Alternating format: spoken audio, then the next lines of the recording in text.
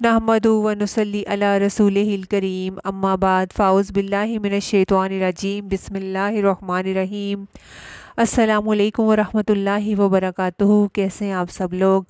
अल्लाह ताला आपकी हिफाजत फरमाए, आमीन। लेसन नंबर 81, आयत नंबर 121 टू 127, सूरत आले इमरान। नबी सल्लल्लाहु अलैहि वसल्लम की हिजरत के बाद जो पहली बाकायदा जंग हुई थी वो जंग बदर थी। जंग बदर में मुशरिकीन मक्का को भारी नुकसान का सामना करना पड़ा था। उनके 70 सरदार मारे गए और 70 के करीब जो लोग थे वो कैद हुए। कुरैश एक बड़े हादसे से गुजरे थे। ये हादसा उनकी इज़्ज़त और अना पर, ईगो पर बहुत भारी था। लिहाजा उनके अंदर मुसलमानों के ख़िलाफ़ मज़ीद ग़ैज़ो ग़ज़ब और दुश्मनी जाग उठी और अब वो मुसलमानों से इंतकाम लेना चाहते थे। लिहाजा 1 साल के बाद वो पूरे साजो सामान के साथ मैदान में उतरे। जंग ओहद के मौका पर उनकी तादाद तकरीबन 3000 थी। 1000 ऊँट और 50,000 दिनार की रकम उन्होंने इस काम के लिए वक्फ की थी। उन्होंने मदीना के इर्द गिर्द पहुंचकर अपने लश्कर लगा लिए, डेरे डाल लिए। इस मौका पर नबी सल्लल्लाहु अलैहि वसल्लम का तरीका ये होता था कि जब भी कोई अहम मामला पेश आता तो सहाबा कराम से मशवरा करते, उनको जमा करके कि अब हमें क्या करना चाहिए। जब आप सल्लल्लाहु अलैहि वसल्लम ने उनकी राय मालूम की तो बाज़ नौजवान सहाबा ने, जो जंग बदर में शरीक नहीं हो सके थे, उनका भरपूर इसरार ये था कि हम शहर से बाहर निकलकर जंग करें। लेकिन जो बुज़ुर्ग सहाबा थे उनकी राय ये थी कि मदीना के अंदर रहकर ही दिफा करना चाहिए। बहरहाल आप सल्लल्लाहु अलैहि वसल्लम तकरीबन 1000 का लश्कर लेकर मदीना से निकले। आप सल्लल्लाहु अलैहि वसल्लम के निकलने ही चले थे कि मुनाफिकीन के सरदार जो था अब्दुल्ला बिन उबई ने ऐलान कर दिया कि वो अपने 300 साथियों समेत कि चूँकि आपने हमारी बात नहीं मानी तो हम आपके साथ नहीं जाएंगे। इस मौका पर मुसलमानों के 2 और मुखलिस गिरोह जो थे, बनु सलमा और बनु हारिसा, उनके दिल में भी एक खौफ की लहर दौड़ी और थोड़ी सी बुज़दिली आई और उन्होंने सोचा कि हम भी ना जाएं तो अच्छा है, क्योंकि 300 लोग तो पहले ही से अलग हो गए। अब पता नहीं हम कामयाब होते हैं या नाकाम। मगर फिर अल्लाह ताला ने उनके दिलों को थाम लिया और इस ख्याल को उनसे दूर कर दिया और वो फिर नबी सल्लल्लाहु अलैहि वसल्लम के साथ बाहर तशरीफ़ ले गए।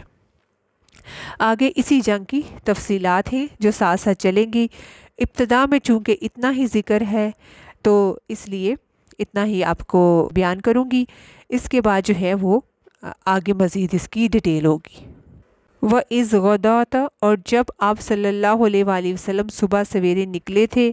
गदा यगदू का माना होता है सुबह के वक्त जाना, यानी नबी सल्लल्लाहु अलैहि वसल्लम सुबह सवेरे निकले थे। कहाँ से? मिन अहलिका, अपने घर से, घर वालों से। आप उस रोज़ हज़रत आयशा रज़ी अल्लाह ताला अन्हा के पास थे और तो उनके पास से अब वहाँ से निकले थे। हफ्ते का दिन था 3 हिजरी। तबव्युल मुमिनीन, आप सल्लल्लाहु अलैहि वसल्लम मोमिनों को मुतय्यन कर रहे थे, मुनासिब जगह पर मुकर्रर कर रहे थे। यानी इस जंग में सब मोमिन थे, मुनाफिक ना थे। मोमिनीन कहा गया है सबको। और कहाँ मुतय्यन कर रहे थे और क्यों मुतय्यन कर रहे थे? मकाईदा, मोर्चों पर। मकद की जमा है घात लगाने की जगह, यानी एक ख़ास ठिकाना किसी काम के लिए मुतय्यन कर रहे थे। लिल किताली, जंग के लिए, किताल के लिए। वल्लाहु समीउन अलीम, और अल्लाह सुनने वाला है, जानने वाला है। इसके साथ चूँकि आप सल्लल्लाहु अलैहि वसल्लम दुआएं भी मांग रहे थे तो फरमाया कि अल्लाह सुनने वाला है, जानने वाला है। इस आयत से हमें कई बातें पता चलती हैं। एक ये कि जब भी इंसान कोई अहम काम करना चाहे तो उसका आगाज़ जो है वो अलल सुबह करे। और दूसरा ये कि जब इंसान अल्लाह के काम के लिए निकलता है तो अल्लाह ताला जो है वो सब कुछ जानता है कि आप अपना جو تھا گھر بار چھوڑ کر نکلتے ہیں، اللہ نے اس بات کا بھی ذکر کیا کہ آپ اپنے گھر والوں سے نکلے، کیونکہ دیکھیں گھر والوں کو چھوڑ کر جنگ کے لیے نکلنا مشکل ہوتا ہے۔ تو ہمارے لیے آپ کی مثال ہے کہ ہم بھی اللہ کے لیے اللہ کے کام کے لیے، اس کے دین کے کام کے لیے نکلتے ہوئے سستی نہ کریں۔ اور آپ خود اپنی فوج کو آرگنائز کر رہے تھے کہ کس کو کہاں کام کرنا ہے، تو ہم بھی جب کوئی کام کریں تو ایسے ہی ہمیں آرگنائزڈ طریقے سے کرنا چاہیے، اور ہر کام کرنے والے کو آگے پتہ ہو کہ اس کا کیا کام ہے، کہاں ہے، اسے کیا کرنا ہے۔ تو ایک لیڈر کی کیا ذمہ داری ہے کہ وہ اپنے ماتحتوں کو پوری طرح کام سمجھائے اور بتائے۔ ہر کام میں کامیابی کے لیے مینجمنٹ کا ہونا ضروری ہے، اور یہ تصور کوئی ابھی کا نہیں ہے، اسلام نے ہمیں بہت پہلے سکھایا تھا۔ یہ الگ بات ہے کہ وہ سبق جو ہے ہم قرآن مجید پہ غور ہی نہیں کرتے، تدبر نہیں کرتے، اور وہ سبق نہیں لیتے، اس لیے آج ہم مسلمانوں کی زندگیاں قرآن کے خلاف جاتی ہیں۔ کسی بھی کام میں ان کا جو تھا کسی بھی جو کام ہم کریں اس کا ایک نظام قائم کرنا ضروری ہے۔ پھر یہ کہ انسان صرف نظام اور انتظام پر ہی بھروسہ نہ کرے، بلکہ اس کے ساتھ اللہ تعالیٰ سے مدد مانگتا رہے۔ واللہ سمیع علیم، تو اللہ کیا سننے والا ہے، جاننے والا ہے۔ جو بھی تم اللہ سے مدد مانگ رہے ہو، جو بھی تمہاری خواہش ہے، جو بھی تمہاری حالت ہے، وہ سب اس سے پتہ ہے۔ اذ ہمت طائفتان، جب ارادہ کر لیا تھا دو جماعتوں نے۔ ہم جو ہے ارادے کو کہتے ہیں، اور دو طرح کا ارادہ ہوتا ہے۔ ایک ہوتا ہے صرف دل میں خیال آنا کہ میں یہ کر لوں، اور دوسرا ہوتا ہے عزم مصمم، یعنی اب تو میں یہ کر کے چھوڑوں گا۔ دونوں کے لیے ہم آتا ہے، تو یہاں پہلے درجے کا ہم تھا جب دل میں خیال آیا۔ یوں کہہ سکتے ہیں آپ کس کو، طائفتانی، دو گروہوں کو۔ کون سے دو گروہ تھے؟ حضرت میں سے بنو سلمہ اور اوس میں سے بنو حارثہ۔ ان دو گروہوں کو جو لشکر نبوی صلی اللہ علیہ وآلہ وسلم لے کر چلے تھے 1000 کا، اس میں سے 300 تو نکل گئے تھے، منافق باقی جو 700 تھے، اس میں سے بھی دو گروہوں کے دل میں یہ خیال آیا۔ منکم، تم میں سے، یعنی وہ بھی تمہیں میں سے تھے، مومن تھے، ان تفشلا، کہ وہ بزدلی دکھائیں، وہ بھی نہ جائیں، بیٹھ جائیں۔ اور یہ خیال انہیں منافقوں کو دیکھ کر آیا تھا۔ اس سے کیا پتہ چلتا ہے کہ انسان کا ماحول جو ہے اس پر اثر انداز ہوتا ہے۔ تو فرمایا جب تم میں سے دو گروہوں نے ارادہ کیا کہ وہ بزدلی دکھائیں، تفشلا، فاشین لام، فشل کا معنی ہوتا ہے پھسلنا، اور بزدلی دکھانا، کم ہمتی دکھانا، یعنی بزدلی دکھا کے واپس چلیں اور نہ لڑیں۔ لیکن کیا ہوا؟ اللہ نے انہیں تھام لیا۔ واللہ ولیہما، اور اللہ ان دونوں کا دوست تھا، مددگار تھا۔ ایسے اندھیرے جب دل پر چھاتے ہیں مشکلات کے، تو اللہ اپنی خاص مدد کے ساتھ مومنوں کو اس ڈپریشن سے نکال لیتا ہے، جانے نہیں دیتا۔ تو اس سے کیا پتہ چلتا ہے کہ مدد کب آتی ہے؟ جب ایمان ہوگا۔ جتنا جتنا ایمان بڑھے گا اتنی اتنی مدد آئے گی، اور ایک وقت آئے گا کہ پھر بزدلی کا خیال بھی نہ آئے گا۔ اور یہ خیال جب مسلمانوں کو یہ خیال سب مسلمانوں کو نہیں آیا تھا، بلکہ کچھ کو آیا تھا۔ تو جس کا ایمان جتنا زیادہ ہوگا اتنا وہ ان چیزوں سے دور ہوگا۔ وَعَلَى اللَّهِ فَلْيَتَوَكَّلِ الْمُؤْمِنُونَ، پس مومنوں کو چاہیے کہ وہ اللہ پر توکل کریں۔ مومنوں کو اللہ پر بھروسہ کرنا چاہیے۔ توکل کیا ہے؟ سچا اعتماد۔ اپنے معاملات اللہ کے سپرد کریں۔ توکل ہم پر واجب ہے، لازم ہے۔ کبھی بھی انسان اپنے بندوبست اور اپنے کاموں اور اپنے طریقوں پر بھروسہ نہ کرے۔ نبی صلی اللہ علیہ وآلہ وسلم کو دیکھیں، مشورہ کیا، پھر خود جنگ کا لباس پہنا، فوج تیار کی، ان کو لے کر چلے، جگہیں متعین کی، پورا پلان بنایا کہ کون کہاں کھڑا ہوگا، کون کیا کرے گا۔ ہر ایک کی ڈیوٹی مقرر کی، مگر اس کے باوجود دعا، اللہ سے توکل، اللہ پر مومن کیوں توکل کرتا ہے؟ کیونکہ اس کو پتہ ہے کہ ان مادی اسباب کے پیچھے اللہ کی طاقت ہے جو اس سے زیادہ بڑی ہے، کیونکہ وہ جو کام کرنا چاہتا ہے وہ کہتا ہے ہو جا، اور وہ ہو جاتا ہے۔ اس کے لیے کوئی بھی چیز مشکل اور ناممکن ہی، اس کو چیزوں کے اسباب کی ضرورت نہیں۔ یہ ہمیں ہے۔ تو توکل کے بھی درجے ہیں، جس کا ایمان جتنا زیادہ ہوتا ہے اس کا توکل اتنا زیادہ ہوتا ہے۔ جب تک انسان اللہ پر بھروسہ نہیں کرتا، اللہ کے راستے میں آگے نہیں بڑھ سکتا وہ۔ اب یہاں اللہ مومنوں کو جنگ بدر کا حال بیان کر کے اپنی مدد کا آگے پھر یقین دلا رہے ہیں۔ فرمایا وَلَقَدْ نَصَرَكُمُ اللَّهُ بِبَدْرٍ، اور البتہ تحقیق کی تھی اللہ نے تمہاری مدد بدر میں۔ بدر ایک چشمے کا نام تھا جو مدینہ اور مکہ کے درمیان واقع تھا۔ اصل میں اس چشمے کے مالک کا نام بدر تھا، جس کی وجہ سے اس علاقے کا نام بھی بدر پڑ گیا۔ یہ مدینہ سے قریباً 20 میل دور کا علاقہ ہے۔ جنگ بدر جمعہ کے روز 17 رمضان 2 ہجری کو ہوئی تھی، اور اس کا حال ہم پیچھے پڑھ چکے ہیں کہ مسلمانوں کی تعداد صرف 313 تھی، اور اسلحہ بھی کم تھا، اور گھوڑے بھی اور اونٹ بھی کم تھے۔ تو اللہ تعالیٰ فرماتے ہیں کہ جب تم بدر کے لیے نکلے تو تمہاری مدد کس نے کی؟ یقیناً اللہ ہی نے کی۔ وَأَنْتُمْ أَذِلَّةٌ، حالانکہ تم کمزور تھے، یعنی عدد کے، گنتی کے اعتبار سے تم کم تھے، عددی طاقت تمہاری کم تھی، تو کیسے اللہ نے تمہاری مدد کی؟ فَاتَّقُوا اللَّهَ لَعَلَّكُمْ تَشْكُرُونَ، اور ڈرو اللہ سے تاکہ تم شکر ادا کرو۔ تو اس سے کیا پتہ چلتا ہے کہ تقوی شکر کا سبب بنتا ہے۔ جتنا جتنا تقوی ہوگا اتنا اتنا شکر ہوگا۔ تو مومن جب اللہ پر بھروسہ کرتا ہے تو اللہ اس کی مدد کرتا ہے۔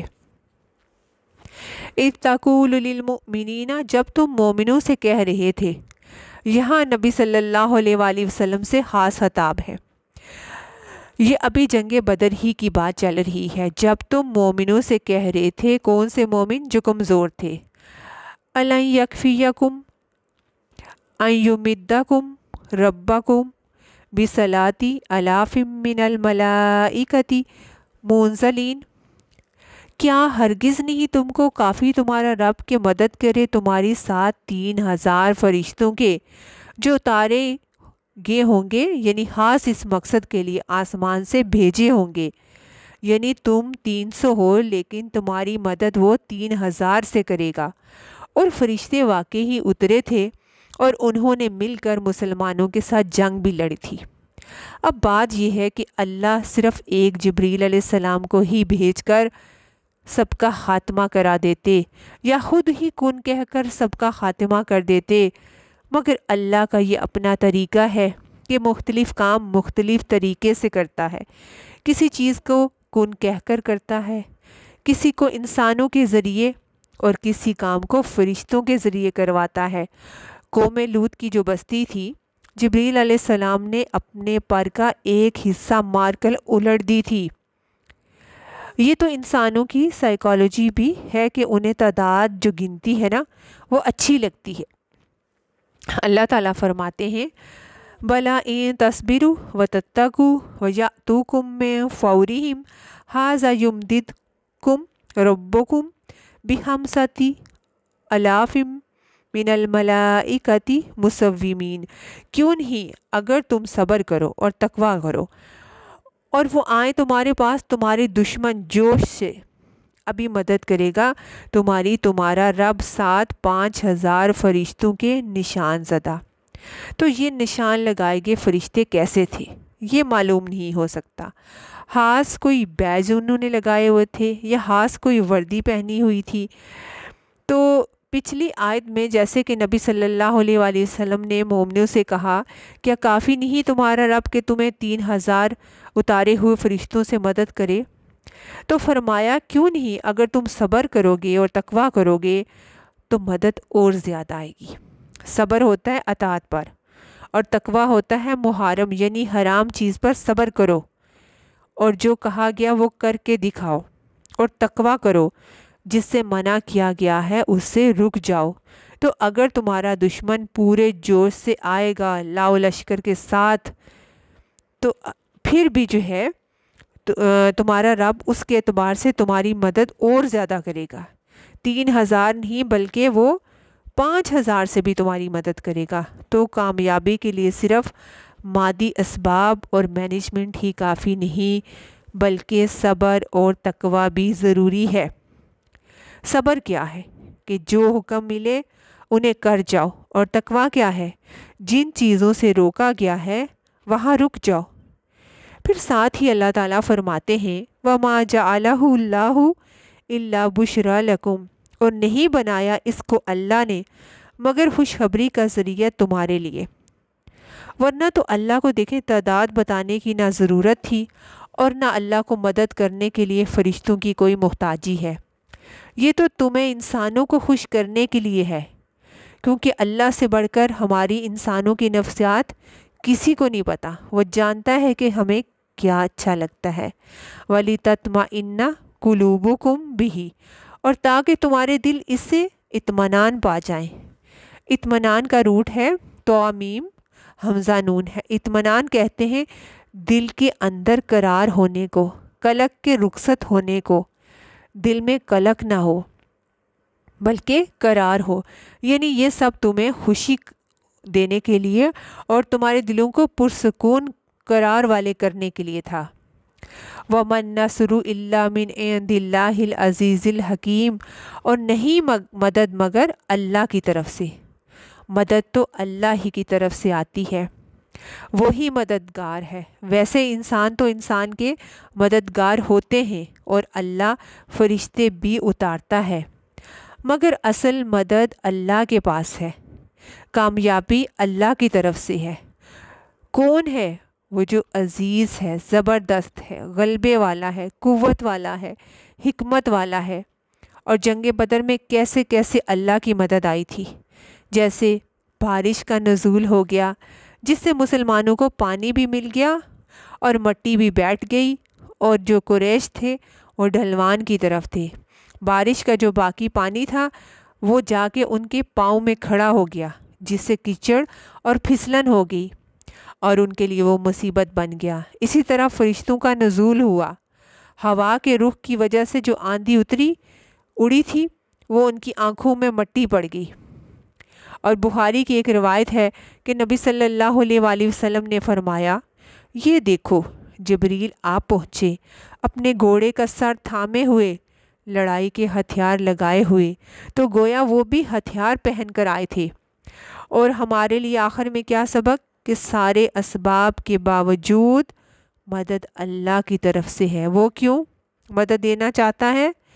لِيَقْطُعَ طَرَفًا مِّنَ الَّذِينَ كَفَرُوا، تاکہ کاٹ دے ایک بازو گروہ ان لوگوں کا جنہوں نے کفر کیا۔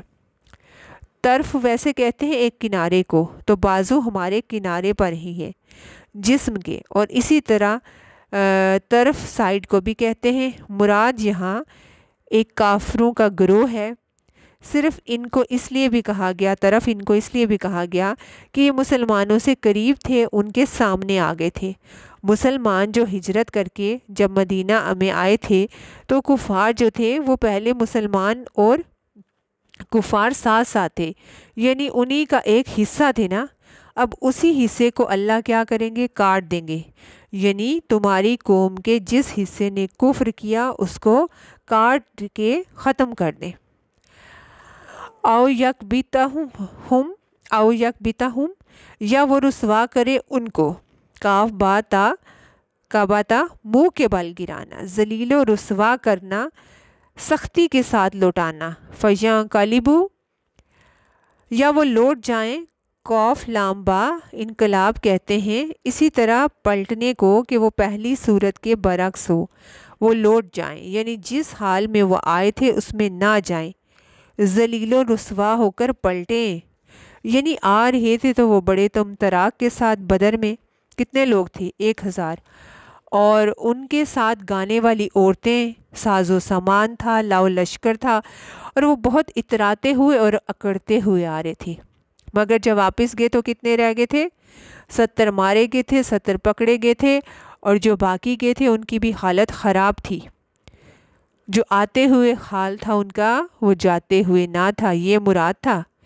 فَیَا قَالِبُ خَائِبِین، پس وہ لوٹ جائیں ناکام و نامراد ہو کر، کہاں؟ جہاں سے آئے تھے، اپنے گھروں کو۔ جیسے جنگ خندق میں ہوا، اس میں بھی کیا ہوا، بدر میں کیا ہوا تھا، ایک حصہ ان کا کٹ گیا۔ احزاب میں کیا ہوا؟ رسوا ہو کر لوٹ گئے۔ تو اس سے یہ پتہ چلتا ہے کہ اللہ تعالیٰ نے جو دنیا کا نظام بنایا ہے، اس میں جب حق اور باطل آمنے سامنے آتا ہے، مومن اور کافر آمنے سامنے آتے ہیں، اگر ایمان والوں کے اندر خالص ایمان ہوتا ہے، اللہ ان کے ساتھ ہوتا ہے، اور ان کے دشمنوں کو ان 3 چیزوں کا سامنا کرنا پڑتا ہے۔ اور جنگ بدر میں یہ سب کچھ ہوا۔ اب یہاں پر آگے پھر جنگ احد کی طرف بات پلٹ رہی ہے۔ یہاں تک جنگ بدر کی بات تھی، وہ ختم ہو گئی ہے۔ اگلے لیسن میں پھر ہم جنگ احد کی متعلق پڑھیں گے انشاءاللہ تعالی۔ السلام علیکم ورحمۃ اللہ وبرکاتہ۔